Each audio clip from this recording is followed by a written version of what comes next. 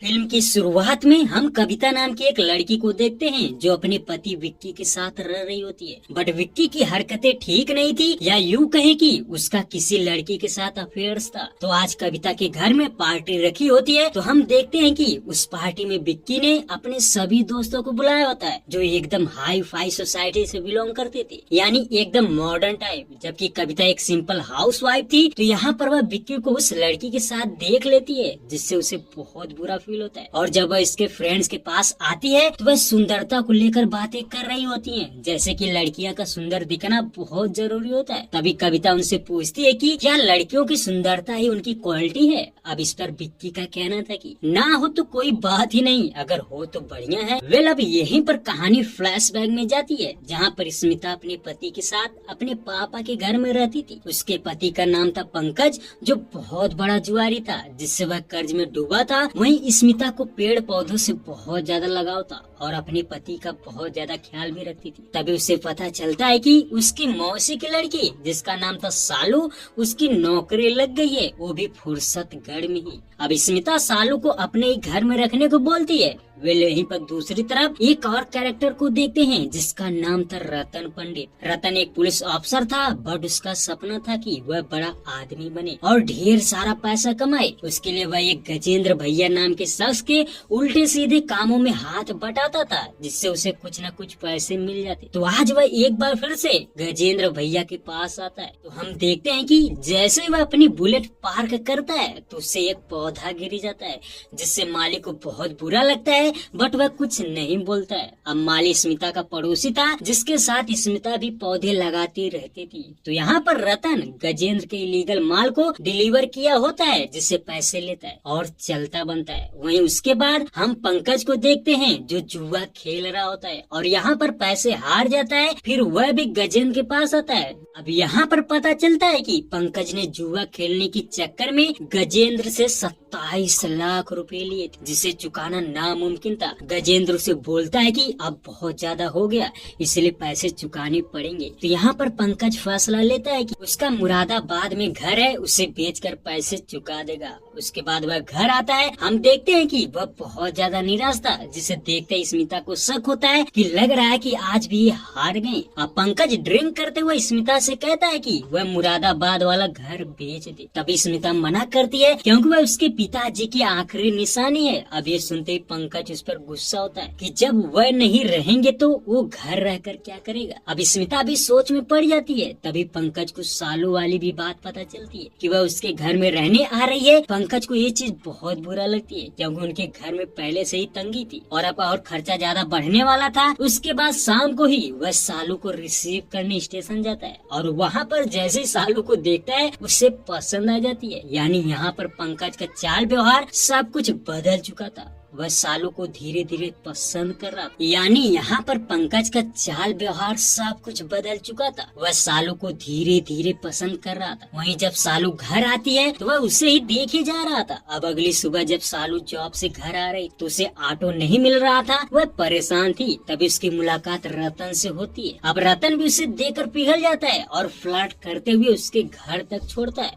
वहीं बातों ही बातों में वह उसका नंबर भी ले चुका था। अब दूसरे दिन पंकज उसे घुमाने मार्केट में ले जाता है। वह हर एक चीज को उसे खिला रहा था और खूब एंजॉय कराता है। वहीं दूसरी तरफ रतन भी उसे अपनी गाड़ी पर लेने और छोड़ने जाता था, जिससे दोनों में प्यार हो जाता है। हम देखते हैं कि सालू रतन से भी प्यार करने लगी थी, वहीं उधर पंकज से भी, यानी वह दोनों को ही फंसा कर घुमा रही थी। रतन उससे शादी करना चाहता था, इसलिए उसे अपनी माँ से भी मिलने को बोलता है, बट वह पंकज के साथ इतनी बिजी थी कि उसका ध्यान ही नहीं दे रही थी। तभी एक दिन पंकज और सालू घर में इंटीमेट हो रहे थे, तो उसी वक्त उनको स्मिता देख लेती है, जिसे देखकर उसका कलेजा हिल जाता। बट वह यहाँ पर कुछ नहीं बोलती और तब से दुखी ही रहती थी। हर समय उसी के बारे में सोचती रहती थी कि क्या करे, क्योंकि पंकज और सालू एक दूसरे के बहुत ज्यादा करीब आ चुके थे। अब ये चीज उसे बर्दाश्त नहीं हो रही थी। तभी एक रात फिर से सालू पंकज को कमरे में बुलाती है, बट स्मिता जाग रही थी, इसलिए वह उसे जाने नहीं देती। उसके बाद हम ये भी देख पाते हैं कि गजेंद्र बार बार पंकज को परेशान कर रहा था कि वह उसे अपना घर बेच दे क्योंकि उसे ज्यादा कीमत देगा। बट इधर स्मिता नहीं मानती,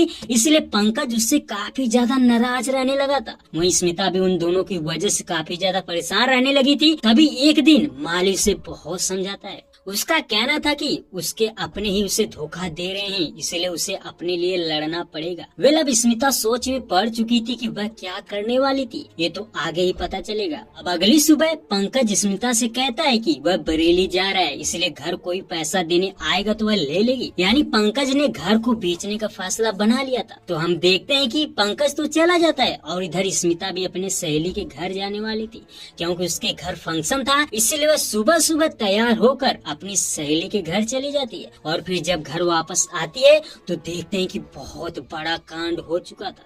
दरअसल यहाँ पर पंकज और सालू का किसी ने मर्डर कर दिया था। अब ये देखकर सभी शॉक थे। तो इस केस की इन्वेस्टिगेशन करने के लिए रतन ही आता है। वह सालू को देखकर इमोशनल था क्योंकि वह उससे प्यार करता था। अब वो इन्वेस्टिगेशन शुरू करता है। उससे पता चलता है कि पंकज अनाड़ी बार में जाता था जो गजेंद्र का ही था। रतन को वहाँ जाते ही पता चलता है कि पंकज ने गजेंद्र से 27 लाख रुपए लिए थे।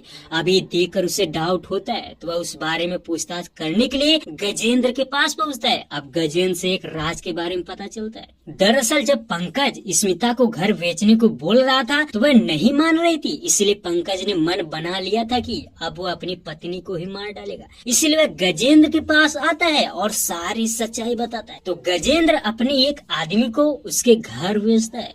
बड़ी दिक्कत ये थी कि स्मिता उस दिन घर पर नहीं थी, तो वह शख्स स्मिता समझकर सालू को ही मार देता है क्योंकि उसने पहले कभी भी स्मिता को नहीं देखा। हालांकि रतन को कुछ समझ नहीं आ रहा था। वह कहता है कि ठीक है चलो मान लिया कि तुमने सालू को तो मरवा दिया, बट पंकज को कौन मारा, तो यही तो सस्पेंस था। गजेंद्र भी कंफ्यूज था कि आखिर पंकज को किसने मारा, जबकि गजेंद्र को उससे पैसे लेने थे।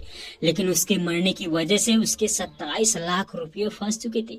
इसीलिए वह यहाँ पर रतन को एक ऑफर देता है। उसका कहना था कि अगर वह पंकज के घर बेचवा देगा तो उसे 30 लाख रुपए देगा। अब ये सुनकर रतन भी मान जाता है। अब वह उस प्रॉपर्टी के बारे में पता करने लगता है और साथ में ही केस के बारे में भी छानबीन कर रहा था।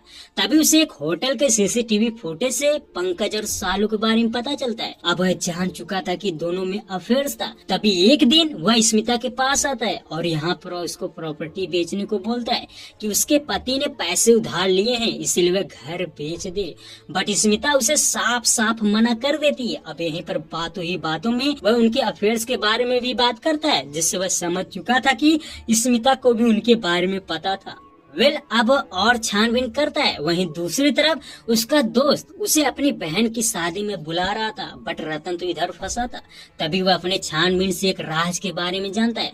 अब वह स्मिता के पास आता है और उसे सारी सच्चाई बताता है। दरअसल स्मिता ने एक प्लान बनाया था। उसको पता था कि सालू और पंकज मिलने वाले हैं, इसीलिए चोरी से दोनों के फोन में उनका नंबर ब्लॉक कर देती है ताकि वह एक दूसरे से कांटेक्ट ना कर सके। उसके बाद उस दिन स्मिता ने सालू के खाने में दवा डाली, जिससे उसे पता था कि अगर उसका पेट खराब होगा तो वो काम से जल्दी घर आ जाएगी। तो वैसा ही हुआ। उस दिन सालू का पेट खराब होने की वजह से वह घर पर जल्दी आई थी और तभी एक शख्स उसे चाकू से मार देता है। और जब स्मिता अपनी सहेली के घर से वापस आती है तो वह देखती है कि सालू मरी पड़ी है। तभी वह कुछ सोच पाती कि इतने में वहाँ पंकज आ जाता है। वह जब अंदर आता है तो देखता है सालू को इस हालत में देखकर डर जाता है और तुरंत हार्ट अटैक की वजह से उसकी मौत हो जाती है। अब स्मिता को डर था कि कहीं इन दोनों के मर्डर का इल्जाम उस पर ना आ जाए, इसलिए वह अपनी साड़ी बदलकर वापस पार्टी में चली जाती है। दरअसल उसके पास सेम 2 साड़ियाँ थी, बट रतन ने उनके फॉल से नोटिस किया था। वेल अब कुछ इस तरह स्मिता फंस चुकी थी, बट रतन को इससे मतलब नहीं था। वह कहता है कि उसे सिर्फ वह घर चाहिए, अगर वह घर उसके नाम कर देगी तो वह उसे छोड़ देगा। यानी यहाँ पर रतन उसे ब्लैकमेल करने की कोशिश करता है। फिलहाल यहाँ पर स्मिता कुछ नहीं बोलती। हालांकि स्मिता के पास कोई चारा नहीं था, वह क्या करती बेचारी। फिर वह फैसला लेती है कि घर को बेच देगी, इसलिए वह उसके पेपर्स बनाने में लग जाती है। वहीं रतन गजेंद्र के पास जाता है और उसे सारी बातें बताता है कि उसका काम होने वाला है। वेल आज वो दिन था। रतन 64 लाख रुपए लेकर स्मिता के घर जाता है उससे पेपर लेने। तो यहाँ पर जब वह बैठता है ना तो सबसे पहले स्मिता उसे चाय देती है, बट वह मना करता है। उसका कहना था कि क्या पता तुमने जहर मिलाया हो। वेल अब रतन उस कागजात को देख देखने लगता है। उसके बाद वह स्मिता से पूछता है कि एक बात बताओ कि आखिर उसे कैसे पता चला कि पंकज उसे गजेंद्र के साथ मिलकर मारने वाला प्लान बना रहा है। यानी यहाँ पर रतन उससे सच्चाई जानने की कोशिश करता है, बट इतनी में रतन की जबान ऐंठ जाती है, वह कुछ बोल नहीं पाता। दरअसल स्मिता ने कुछ पौधों को मिलाकर एक दवा बनाई थी जो जहर के समान थी, तो वह पेपर पर अच्छी तरह से लगा दी थी। वहीं जब रतन पेज को पलटने के लिए मुंह में उंगली डालता है तो उससे जहर उसके अंदर चला जाता है और यहीं पर उसकी मौत हो जाती है। और रही बात बॉडी की, तो स्मिता का जो पड़ोसी माली था ना, वह भी उसके साथ मिला हुआ था। तो माली रतन की बॉडी को एक बोरे में भरकर नदी में फेंक देता है। वेल यहाँ पर कुछ इस तरह स्मिता ने रतन को भी अपने रास्ते से हटा दिया था। और रही बात पंकज की, तो सवाल ये था कि उसे किसने मारा।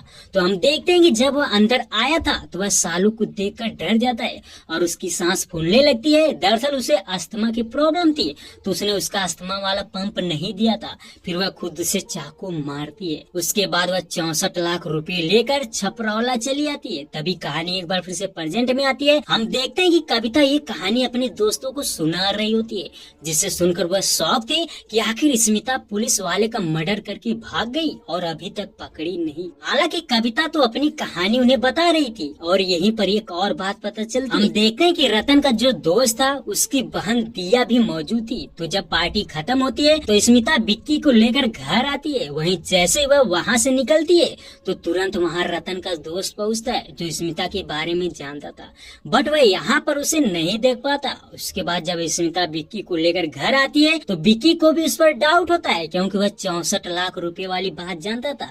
अब उनकी शादी कैसे हुई थी ये तो नहीं बताया जाता, बट इतने में वहाँ भी वही माली आ जाता है और वही पौधा उसके हाथ में था जिससे स्मिता ने रतन को मारा था। हालांकि ये सीन यहीं पर कट कर दिया जाता है और दूसरी तरफ देख पाते हैं कि रतन अब भी जिंदा था, बट उसकी जुबान काम नहीं कर रही थी। अब वह कैसे जिंदा बचा ये पता नहीं और कहानी यहीं पर समाप्त कर दी जाती है। यानी अब दूसरे पार्ट में इसको दिखाया जाएगा।